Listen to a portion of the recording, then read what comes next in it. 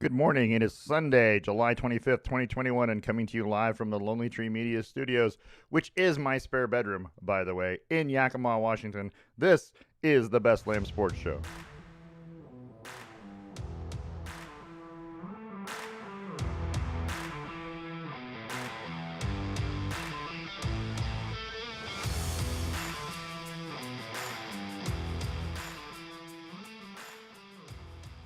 Good morning. I'm your host, David Lamb. I don't have Parker with me today, so there's no, Garth to my Wayne or whatever you want to, Robin to my Batman. I don't know what's the appropriate term for Parker. Also, this morning, experiencing a crap ton of technical difficulties. My computer has decided that right now is the time it needs to refresh and restart and update and absolutely lose Microsoft Word functionality, which is fantastic, by the way. So we're here and we're talking about sports, and it's Sunday morning, and this is not the normal time for sports for me. Anyway, it's not the normal time I come on and talk to you. You guys know that. And so what we're going to talk about today is a lot of things. I got a lot of topics. Not sure we're going to get to it all. I would love to. But as you guys know, it's kind of difficult. I got a gazillion topics. There's no person here to bounce stuff off, so there won't be any witty banter unless I'm really, really good. And we'll find out. The first part of the show is brought to you by The Range in Yakima. The Range is Central Washington's premier indoor shooting destination. At 34,000 square feet, The Range is an all-inclusive facility offering firearm training, retail firearm sales and supplies, full gunsmithing and repairs, custom builds, and Cerakote services all under one roof. Open Tuesday through Saturday from 10 to 7, Sunday 11 to 5. Go see our friends at The Range, 1701 Garrettson Lane in Yakima. Phone number is 509 571 1449. Make sure you mention the Best Lamb Sports Show, The Range, educate, equip, and empower. So, I thought this was interesting. I thought this was an interesting clip. If you're not looking at it, it's the fact that Shaquille O'Neal has completed the NBA rainbow. Has a jersey on from every color. But he played for a lot of teams, and most people don't realize that at the end of his career, the teams that he played for, he played in Miami, he played in Orlando, and probably the fact that he played for the Lakers. But yeah, there was Phoenix, Cleveland, Boston at the end of his career. So he's been around a couple Sundays. I thought it was interesting, just the picture in general just struck me as funny. Anyway, let's talk about the NBA first, because that happened. It's over with now, and it's kind of old news, but let's talk about the fact that the Milwaukee Bucks are your 2020-2021 NBA champions after beating the Phoenix Suns in 6 games. Giannis Antetokounmpo is your NBA or your Finals MVP. You had no other choice but to give it to him, because the refs kind of, in my opinion, let him do whatever they wanted. Whatever he wanted, I guess, is the appropriate terminology. It was less than, I don't know. I didn't like it. I didn't like it at all. The finals, the way they refereed it, they let him do whatever he wanted to. They let him use his physicality. He got, I don't know. He was able to do things that other players aren't able to do. They let him practice at the free throw line. They let him do all kinds of stuff, and before they handed him the ball, and I'm like, wait a minute, you handed him the ball. The time needs to start, and the man's notorious for taking a long time shooting free throws, more than the 10 seconds allotted to NBA players. So I don't know what happened exactly. No idea why they do that. It's an exception for him, but you watch him and he gets to take a practice free throw sort of without the ball before they give him the ball. I don't think that's right, because they don't do it for anybody else. So there are exceptions in place, and the NBA needed Giannis as their younger face of the NBA, since we're going to lose LeBron here in a few years.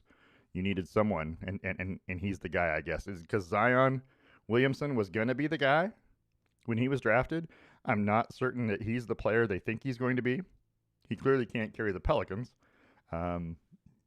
And I know he's still young. He's got lots of developing to do, but I don't think he's the power in the NBA that they think he was going to be. So I think they're a little disappointed. So Giannis is the guy. And next thing you know, Giannis is winning a title. Interesting. Okay, so there's that. We're going to talk about the Seattle Kraken today, right? Do you have Kraken fever? Let's get Kraken. I don't know, all the phrases that are going to come about from the Seattle Kraken this year, who are set to start play, by the way, in October. October 12th is opening day for the Kraken. They play at the Vegas Golden Knights, so at the T-Mobile Arena there in Vegas. They don't have a time yet for that, but I'm sure it's going to be on either NHL.com or NBC Sports, who covers most of the NHL all season. But it is opening night, and they are game one. The two most recent expansion teams. I'm looking forward to opening night. If you didn't see the expansion draft, that happened on Wednesday. And basically, without going too deep into it, how does the expansion draft work? Well, you get to pick a player from every team in the NHL, with the exception of the Vegas Knights, because they're the most recent expansion team, and they had that built into their deal with the NHL that nobody would pick a player from them in the next expansion draft. Seattle will have the same deal. So if there's another expansion team later, then they won't be able to pick from Seattle either. But it was a star-studded affair, the expansion draft. If you watched it on TV, you got to see Sue Bird, Marshawn Lynch, Jordan Morris. Who am I missing? I'm missing somebody. Gary Payton, Jerry Bruckheimer, who's the principal owner of the Seattle Kraken, and you might remember him from producing such movies as, I don't know, Top Gun, Con Air, Pirates of the Caribbean, all kinds of stuff. So I think that the Kraken probably came from that Pirates of the Caribbean thing. Plus, Seattle near the water, blah blah blah. The logo I like. I love the S with the tentacle in the middle and the red eye. I like that. I like that logo. The colors. Seattle seems to think that everything has to be ocean related, green and blue, or some form of green and blue, or green and yellow, like the Sonics and the Seattle Storm and those teams. I don't know why they can't get away from those colors. I mean, it's part of the city, I guess. They're near the water. We get it. You're near the water. Okay. But I'm looking forward to the Kraken. They drafted. It was one player from every team. Certain players can be protected. You're allowed to protect so many players from your team, so they can't take a player. They had to draft X amount of forwards and X amount of defensemen and goalies, and the total salary cap of those players' salaries of those players had to be at least, I think it's 40% of the current salary cap, so that you didn't draft all the cheap players and leave room for other things. They have a way of balancing out. There's about 1 billion rules as to who you can and can't take, and long story short, they got some notable names. Jordan Eberle from the New York Islanders, Brandon Tanev from the Pittsburgh Penguins, Vitek Vanacek, goalie from the Washington Capitals, Mark Giordano from Calgary was a gigantic pickup. He was the captain for the last 8 seasons for the Calgary Flames. He is going to be a fantastic addition to the locker room to start with a young team, settle them down a little bit. They drafted 2 Fleuries, Cale Fleury and Hayden Fleury, hoping that those Fleuries are as successful as Marc-Andre Fleury, who the Vegas Knights drafted in their expansion draft, figuring that's the key is you got to draft a Fleury. But anyway, they on Friday they had the actual NHL draft, and Seattle had the second pick in this year's NHL draft, and that was all done by a lottery, like the NBA kind of does it, which I'll be honest with you, not a gigantic fan of the lottery. I don't like that. I think it should be based on your record, and if you're an expansion team, you should have the number 1 pick because you haven't had a team, right? So I feel like that's a normal thing that should, but hey, what do I know? So with the number 2 pick overall, they took Matty Beniers, a center from Michigan. Michigan had 3 of the top 5 draft picks, by the way. Matty had 24 points, 10 goals, and 14 assists in 24 games for Michigan last year as a senior. He's also a member of the U.S. national team and has played on multiple U.S. teams, the U.S. under 17, under 18, under 20 teams. He is he's a hockey player. He's grown up playing hockey, and he's that kind of guy. He's actually an American, which stuns me that there's good American hockey players. Anyway, but they took him with the number 2 overall pick, and I think it was a good pick. He's going to fit in with the way that Coach Hacksaw wants to play, and the manager Ron Francis. I think it's probably lead by example. He has good offense. He's a great skater. He plays both ways. Plays good defense as well. I think he's going to be a fantastic addition if they can develop him right and keep him happy. And hey, that's what draft picks are supposed to do. You're supposed to get a guy who comes in and makes an immediate impact on your team. Anyway, they start playing October the 12th. Vegas Knights. Don't know the time yet, but that will be announced later. It's going to be on one of those channels, NHL.com or the NHL Network or the NBC Sports Network, or maybe just on NBC. Opening night sometimes in the NHL could be just regular NBC. So we'll have to wait for that, but we'll tell you more about it as we get closer to it.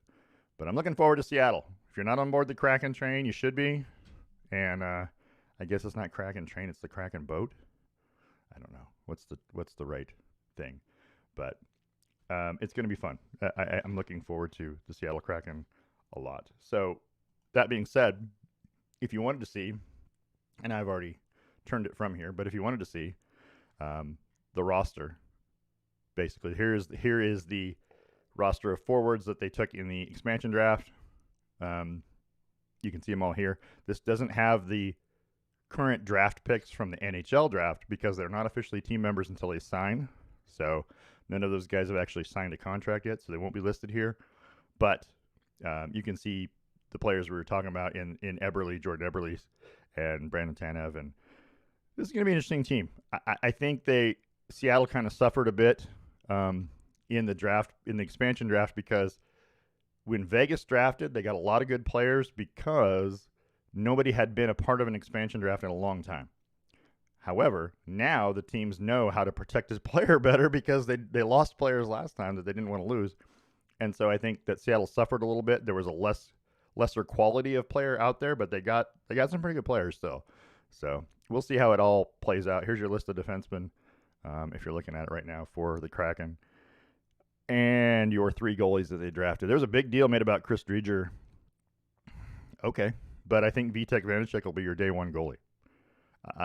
He won. He was a vital part of Washington last year, and he was successful. And I think you'll see him be the number 1 goalie with Driedger and Decord backing him up. But that's just me talking. I don't know. We'll see as we go. So that brings us to a trivia question, because that's kind of what we do here.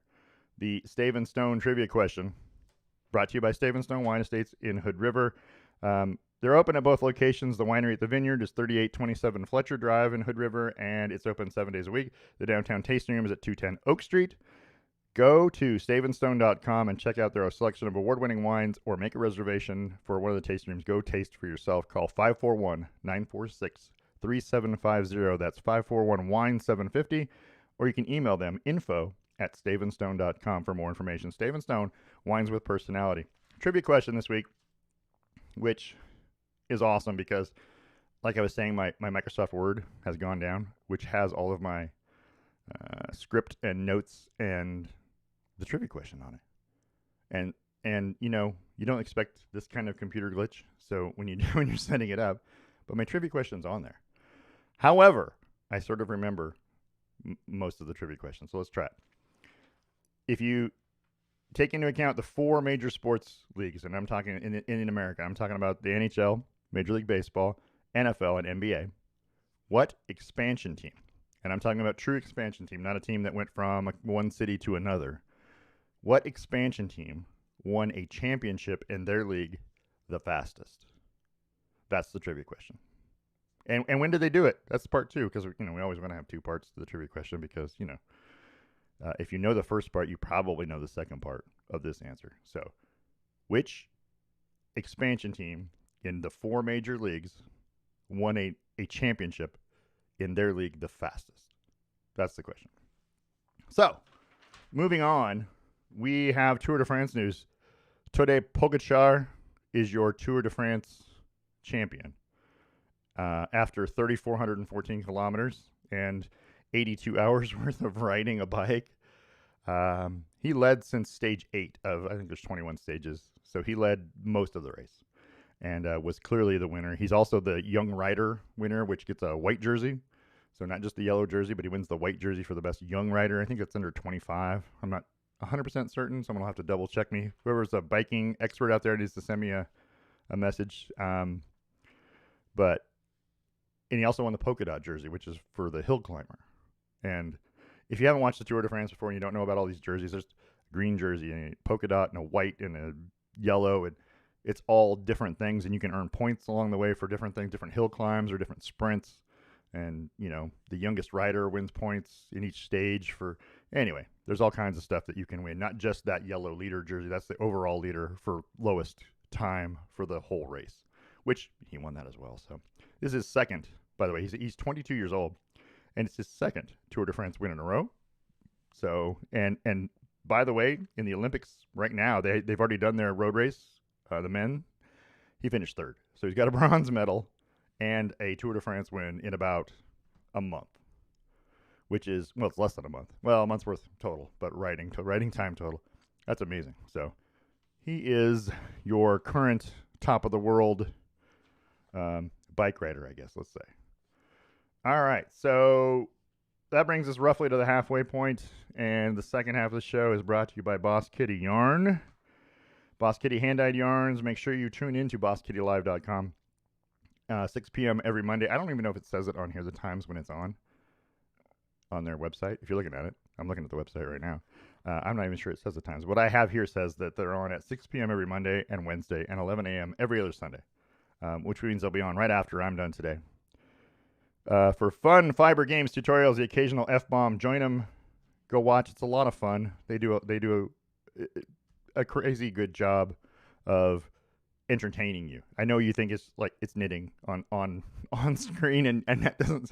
It sounds like watching paint dry, doesn't it? But it is not. They do a fantastic job of entertaining in the audience, and there's people involved. The talk is fun. They do giveaways. They do all kinds of stuff. It's a lot of fun. So that's BossKittyLive.com, and you can go to BossKittyShop.com, which is this website that I'm showing you now. You can order the yarn. You can order a gift card for someone you know who does, knit, do some crafting. Anyway, it's the colors are amazing, and the quality is fantastic. So I suggest it to anybody. I've seen it firsthand. So it's a lot of fun. So Boss Kitty Yarns, we thank you for being a sponsor. Second half of the show, we're going to talk about some things. So let's talk about the Cleveland Guardians. If you woke up Saturday morning and realized that there was no Cleveland Indians anymore, they were the Cleveland Guardians, and it blindsided you? Yeah, I knew that they weren't going to be the Indians anymore, but the Guardians was a name that I literally said what that morning, and I don't understand what a Guardian is, and now it makes more sense. The Hope Memorial Bridge, which sits outside of Progressive Field in Cleveland, has these giant stone. They're not like statues; they're kind of like carved into the pillars, but they're guardians of traffic, and you can see a picture of it on our show right here.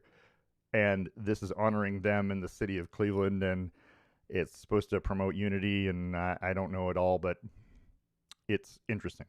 They didn't really change the script of the writing, the font, let's say, of the team. So they're putting Guardians in place of Indians, and I'm wondering if they didn't choose that because they already have the IANS. I mean, so you don't really have to change the whole lot of. I don't know how it worked out. Team colors remain the same. You've seen the pictures on here. It's interesting. I'm not it doesn't roll off the tongue for me, but I'm not from Cleveland, so I can't really speak to if Cleveland fans think it's awesome. If there's anyone out there from Cleveland who thinks this is fantastic, then yeah, let me know, because I don't know. It doesn't, I'm used to animals as, team names. Major League Baseball is full of that kind of thing. Blue Jays, Orioles, Cardinals, that kind of thing. There are a few that are, other stuff. The Oakland Athletics. That's an interesting name, by the way, which used to be the Philadelphia Athletics originally. But it's I don't know. Tell me how you like it. Send us an email, right? Go to our website, lammsports.com. You can send us an email, lammsports@gmail.com. Tell me how you like it. Tell me if you like the Cleveland Indians. Tell me, I'm sorry, the Cleveland Guardians. It is going to take a long time for me to adjust to that name. What was said about it basically is that the selecting of Guardians was a culmination of a project that saw nearly 1,200 potential choices to replace the Indians logo or name. The announcement on Friday came 7 months after Cleveland announced it would discontinue the use of Indians as its mascot following the 2021 season. In 19, they stopped using the Chief Wahoo logo on their uniform. Yeah, I don't know. Again, it's going to take me some time to get used to it and or get the hang of it, because I'm going to see someone's going to post the score, or it's going to be on there. It's going to say Cleveland, and I'm going to think Indians. Just like when the Washington football team decides to ever come up with a name, if they decide to come up with a name, that's going to be hard for me to not call them the Redskins. So that's just how far back the history goes. Those teams have been that name forever, right? The Indians became the Indians in 1915. So it's been, 104 years as the Indians. It's hard to change habit and tradition. So, well, anyway, we'll see. I'm going to try. I'm going to try my best to call them Guardians. Cleveland Guardians, starting baseball. Next season, they'll be the Cleveland Guardians. This year is just Cleveland. Like Washington is the Washington football team. I guess this is the Cleveland baseball team. So there's that. I don't know. They didn't change colors. They had an opportunity to change everything, right? Change the world, have brand new uniforms. They did not. So I don't know if that's a good thing or a bad thing, but that's kind of what happened. Let's talk about Formula One. If you watched Formula One last Sunday at Silverstone in England, Lewis Hamilton was your winner. And in the very first lap, Max Verstappen had the pole position, and Lewis Hamilton was in the 2. And they battled for 9 corners. Verstappen got off to it was almost an even start, but Verstappen took the lead in corner 1, and Hamilton tried 2 or 3 times to pass him, the last of which occurred on turn 9, which is Copse Corner, and Hamilton went on the inside of Verstappen around a corner that is a full-speed, flat-out corner, literally 180 miles an hour they go around this corner, and he went to the inside of the corner, and there was contact between Hamilton's front left, it wasn't the tire, it was actually the wing, the nose cone, hit Verstappen's right rear tire, and I don't say that in a term where he like smacked into him intentionally, but he held his line on the inside as Verstappen was trying to make the corner, and that means going from the outside left to the inside right, and Lewis Hamilton didn't brake and get out of his way. He was never going to make that corner at full speed. He was hoping that Verstappen would slow down and let him go by and avoid the collision, but Verstappen did exactly what he should have done, which is turn into the corner like he's supposed to, and Hamilton was just in a bad spot. Ended up in a 10-second penalty for Hamilton, which he overcame because he has the fastest car, because right after the crash, it goes to a red flag, and everything stops, and at that point, they get a chance to change and fix everything on their car with like equipment. And so the damage to the front of Lewis Hamilton was repaired immediately under red flag. And, the penalty for Verstappen is he's out of the race. So that race, the overall points race, is a lot closer than it was. I think it's 7 points now, or 8 points, instead of the much larger 30-some point lead that he had. But it's a bone of contention in that Bernie Ecclestone, the former CEO of F1, believes that in the old days this would have been a racing incident and they wouldn't have called anything, but that if you're going to call a foul, if you're going to bring in the stewards and have them determine a penalty, it should have been much more severe, and probably disqualification was the right answer, and that Hamilton would have been out as well. But that didn't happen. Second place, Charles Leclerc, who took the lead briefly. Not briefly. He took the lead after this altercation, slipped past Hamilton, and led until lap 50 of 52 when Hamilton passed him at the very end. So, and Valtteri Bottas, Hamilton's teammate, finished third. It's been exciting racing. Those two are going to tangle again, Verstappen and Hamilton. It's going to be an ongoing thing, and if you haven't watched F1, you should. It's interesting. This was the first use of the sprint race for qualifying purposes, and basically what you had is a qualifying that determined a sprint race. And then the sprint race, which was 17 laps, the winner of the sprint race, the order of the sprint race finish was the order you would race in the race to start the actual race on Sunday. So it was interesting. They're going to do that 2 more times this year. I think the sprint race was a bit long. It was 17 laps. Could have been 10 or shoot, maybe even 5, because after the first few laps, pretty much everything's decided, unless you had a mechanical failure or someone hit you. But I think it was interesting. They'll do it, like I said, they'll do it 2 more times this year. Don't know where those are yet. They haven't determined, but it will be interesting to watch. So if you haven't watched F1, do it, man. It's fun. It comes on early in the morning because almost everything's in Europe, with the exception of in October. You'll see that they race in Austin, Texas, and at the Circuit of the Americas. And that race is actually on the 24th of October. And I will be there, by the way, going to the Formula One, the U.S. Grand Prix in Austin, Texas, in October. So I'll do some Twitter updates, some Facebook updates.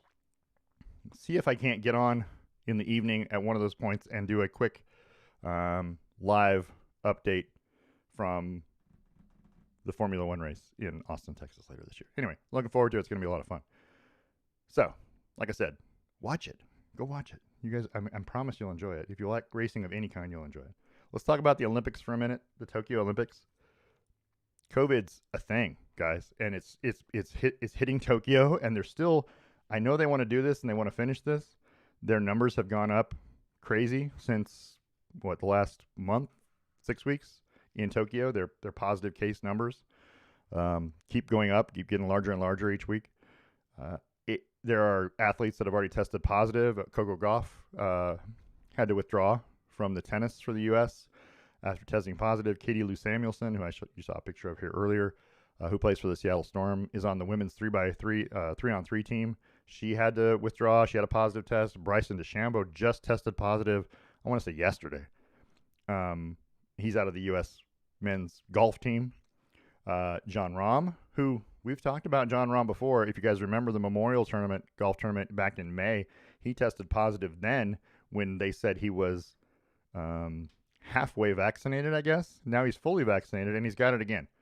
So this is the 3rd time this year he's been tested positive for COVID-19, which just goes to show you can still get it. I mean, you're not going to have all those symptoms necessarily, and you're not going to suffer from it nearly as much as you would if you were unvaccinated. But it lessens the severity of all the symptoms.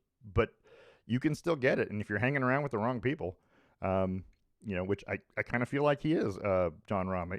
You might want to question your circle of friends and what they do in their off time, because you're clearly getting testing positive a lot. 3 times this year. It seems like a lot. Anyway, so the Olympics, the question is, will they continue? If you haven't watched United States, you know what? I had the number up here. Let's go look at it, shall we? Because it's I'm not going to go into all the sports. There are too many sports for me to tell you exactly what's going on. But if you look on ESPN's website, and I'm going to go there right now, let me show you this. But if you go to ESPN's website, actual medal tracker you can go to under Olympic sports, it's right at the top of the page. You go to the medal tracker. The U.S. has 10 medals right now: 4 gold, 2 silver, 4 bronze. And then if you click on each individual team, you can see the breakdown. Chase, and I don't know how to pronounce his name, Kalish, won the men's 400-meter individual medley in the swimming pool. It was the U.S.'s first gold medal of this Olympics, and that happened. The timing's weird because it was yesterday, which is tomorrow. I don't know in Japan. I don't know how the time travel works, but what I know is when you watch this stuff, if you're going to watch it live, it's on at 2 a.m., 3 a.m., 1 a.m., whatever time in the morning it is, because that's actually tomorrow evening or this evening. I don't know. It's this evening if you watch it this morning over there. I don't know. It's all confusing. But you can watch it. NBC Sports has if you go to NBC Sports website, NBCSports.com or NBC.com, you can find it. All the NBC channels have some Olympic coverage, regular NBC, NBC Sports.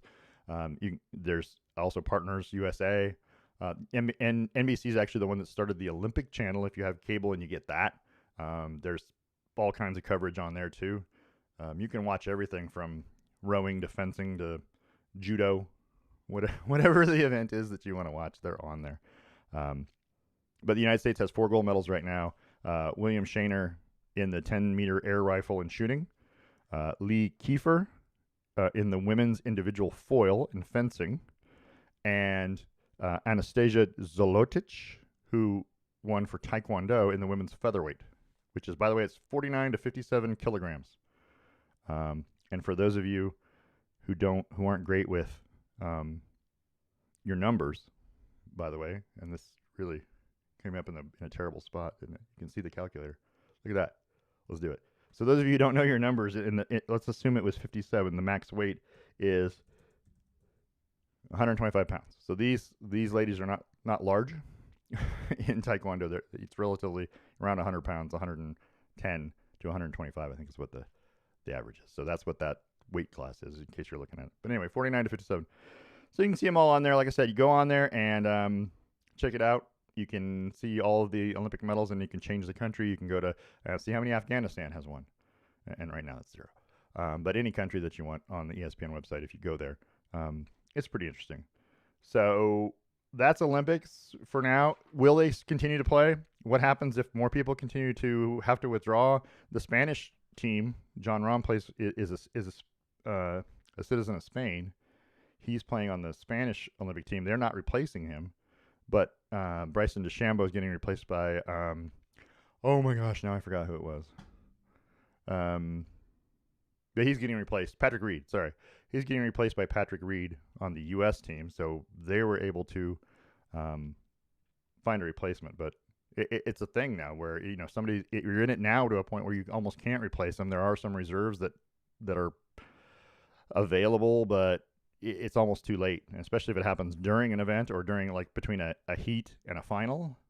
Say in swimming, you can't replace that person. It's done. So it's interesting. I don't know if they'll be able to finish. We're hoping that everything goes according to plan. I'm sure they are too, because it would be a gigantic loss of revenue if they had to cancel everything.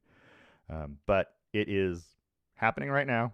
Goes on for another, 2 weeks. The opening ceremonies, if you watched them, were missing something. I'm going to say it was fans, but it was just missing something. It was a toned down opening ceremony, different than what I've ever seen, I guess. And I've witnessed a couple of Olympics now. What, 13? We're on Olympics number 13 for me. Does that date me a little bit? Probably. Summer Olympics number 13. So there's that. Anyway, go watch it. NBC Sports, NBC.com, the NBC Olympic Channel. USA Sports has some. There's a whole bunch of places you can go get it, but there's an app for it too. You can go get an app for your phone, and it does updates and videos and the medal trackers on there and all kinds of stuff. But it's happening right now. SEC. Let's talk about the SEC, the Southeastern Conference. Not my favorite topic normally to talk about. But what happened this week, what we heard this week was rumblings that Oklahoma and Texas from the Big 12 had approached the SEC for possible membership, which would, if it happens, effectively change the landscape of not only college football, just college sports in general. It's a seismic shift. Let's call it that. I don't know if it's going to happen, but there's some credence to the rumors in that the Big 12 had a Zoom meeting for the athletic directors and the CEOs of the universities, and Oklahoma and Texas were no-shows at that meeting this past week. And so the question is, what happens? You know, how does this work? What would the SEC do with them? Where were they going to put them? And what happens to the Big 12 if you take 2 of the 10 teams that are in the Big 12? Yeah, for those of you who are unaware, the Big 12 has 10 teams and the Big 10 has 12 teams. I know it's confusing. But if you take those those are the two major players in the Big 12, the two largest universities, the two that have the best athletic programs. I'll even say maybe Baylor you could throw in there, but the rest of the conference, in not really competitors in every sport. They may have a sport they're good at, but Texas and Oklahoma are teams that have good athletes in almost every sport. Anyway, if you take them out of the Big 12, what happens to the Big 12? Well, it becomes a shell of its former self. They're going to have to pull up more teams to get more competitive if they want to remain the Big 12. But you're looking at expansion. Losing those two teams and replacing them with, I don't know, the University of Houston as one of those teams and another team is not moving forward. That is not helpful to the conference as a whole. It doesn't elevate the brand of the Big 12 by adding two teams that, they were talking about BYU and Houston maybe. BYU is a national name, but not relevant necessarily sports-wise.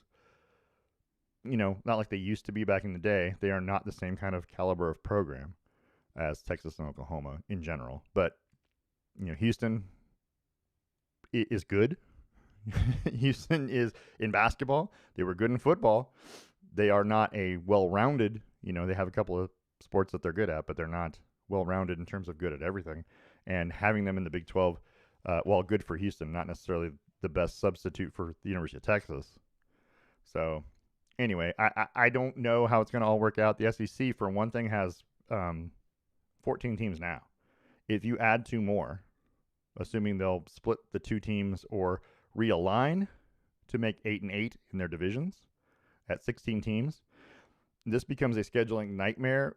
One of the things that most people have already complained about the SEC is that you have a division that has 7 teams in it right now, and you play all 6 teams, the other 6 teams in your division, and then you play 2 teams from the other 7 in the other division to make 8, and then they have 4 non-conference games. If you add another team and make this 16 teams and 8 in each division, there's 7 division games, which means if you keep your current format of 4 non-conference games, that means you can only play 1 team from the other division every year, which means you won't play those other teams for 7 years. Once every 7 years, you're going to play one of those other teams, or 8 if they rotate. But some of those games are already decided by existing rivalries, and you're going to have to either forego those. Alabama and Tennessee used to play every year. You can't do that anymore. If that's going to be an existing play every year game, that is all of Alabama's games because they'll have 7 other teams in their division. They'll play the Tennessee from the East and then 4 non-conference games. And that's it. This means they'll never play Georgia. They would never play Florida. How are you going to do that? I mean, how would that happen? It has to rotate. And so now, like I said, you'll play Florida once every 8 years. Oh, that's great. That's good. That's good for college football, right? So you just have a division now that plays itself. And then we have the 2 division winners play each other. And, the SEC is trying to ensure that they have, 6 teams in that 12-team college playoff every year. And this is a step towards doing that. It's going to hurt the rest of the country. They're going to have to make some major shifts. Other conferences, Big 10, Pac-12, ACC, they're going to have to do something to compete with that. And what you're going to see, I think, is the emergence of 2 or 3 super conferences with a lot more teams in it and a lot less teams playing each other because they're in the same conference. They won't play each other. I don't like it. I don't like it at all. I don't like the fact that I'm a Pac-12 fan. I don't like the fact that the Pac-12 plays the way they play now. When they went to 12, it became, you used to, when it was 10, you played all the 9 teams in your conference, the other 9 teams, 3 non-conference games. Perfect. Now you've played everyone in your conference. You have a clear-cut idea of who the winner is. But if you don't play everybody in your conference, how do you say you're the best team, right? If you lose 1 game in your division and the other team that wins your division doesn't lose any games, right? But you lose to that team in your division, you may be better than all those other teams in that other division. But we'll never know because you won't get a chance to play it. You will play one of those teams, and then everything else will be, division games. And it's not conducive to determining who the best teams are. It literally separates the 2 divisions from each other, and you don't get a feel for who is any good. And that's the major thing you want in college football. I think if you got rid of conferences and everyone was an independent, you'd have a lot more good football games come up. Good teams playing each other. But the SEC always have the belief that their conference is so hard and their division is so hard that all the non-conference games shouldn't be that hard for them because their schedule in the conference is always so tough. Okay. You guys play 4 non-conference games, 3 of which are against patsies every year. Sometimes 4. Sometimes some of these teams play 4 bad non-conference games. So, if you're automatically getting 4 non-conference wins, or 3 at worst, it means you only got to win 3 conference games to get a bowl game. That's ridiculous. Sorry. There should be a better system in place, but I don't know what it is now. The SEC's going to be lead. We're going to talk more about this later when I have Parker on the show. We're going to talk about maybe next week, might be the week after. I'm not 100% certain, but we're going to talk about the demise of the NCAA, the name, image, and likeness ruling, this kind of thing, expansion, teams folding, which hasn't happened yet, but it's coming. A lot of my opinions you're going to hear during that show and on NCAA sports in general, and I think we're headed towards a new world here. In probably less than 2 or 3 years, you're going to see a complete change and shift in the way college sports is done. Yeah, I could be wrong. I've been wrong before once. So, I don't know. Show's kind of short today. We're only at 41 minutes. And by the way, having it at 10 o'clock in the morning on a Sunday, I'm not used to drinking coffee while I'm on this show. Normally, it's a whole different kind of beverage when we do it at 7 p.m. I'm not saying that. I'm saying the judicious application of alcohol makes talking about sports much easier, and your opinions come out much more freely, I guess is the term I'm looking for. Coffee doesn't do that for you. I'm still trying to wake up. I got to be honest. Stayed up late last night because we had game night here, and the World Championship game night trophy actually had to leave and go to another house, which is disappointing, but we'll get it back next week. So, the battle for game night trophy is one of those things that everyone I think should have.